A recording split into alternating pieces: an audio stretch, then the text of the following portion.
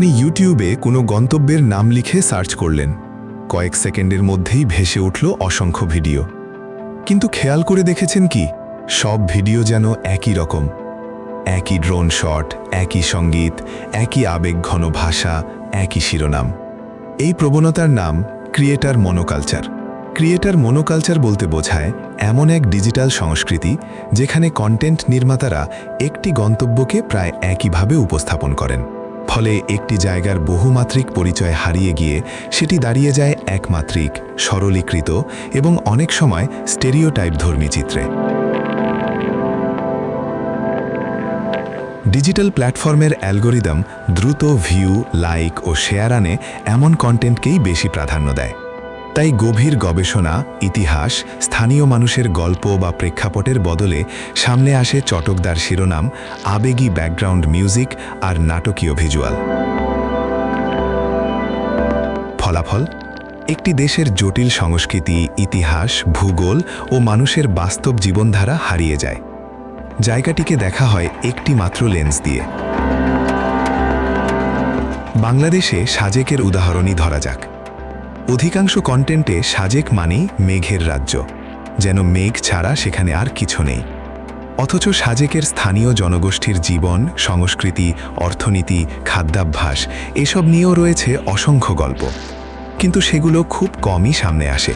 এভাবে একটি নির্দিষ্ট দৃষ্টিভঙ্গি ধীরে ধীরে হয়ে ওঠে সেই গন্তব্যের ডিজিটাল পরিচয়। সম্ভাব্য পর্যটকরা সেই ধারণা নিয়েই ভ্রমণে যান।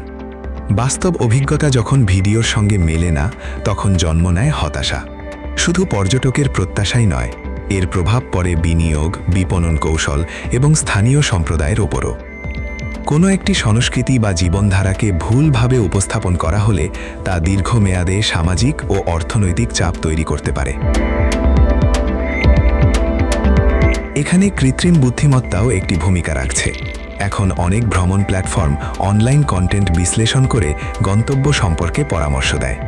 যদি সেই কন্টেন্ট একপেশে হয়, তবে এআইও একই স্টেরিওটাইপ পুনরুৎপাদন করবে। ফলে বিকৃত ধারণা আরও শক্তভাবে প্রতিষ্ঠিত হবে।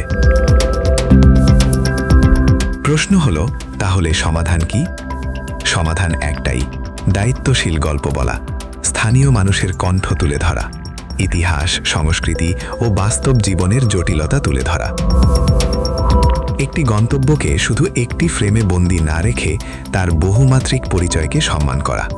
ডিজিটাল যুগে একটি জায়গার পরিচয় খুব সহজেই ব্র্যান্ডে পরিণত হয়, কিন্তু সেই ব্র্যান্ড যদি অ্যালগোরিদম নির্ভর সরলীকরণে তৈরি হয়, তবে হারিয়ে যাবে তার স্বকীয়তা।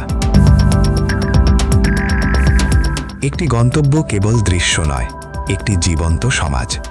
আর সেই সমাজের গল্প বলার দায়িত্ব শুধু ভিউয়ের জন্য নয়, সত্যের জন্য।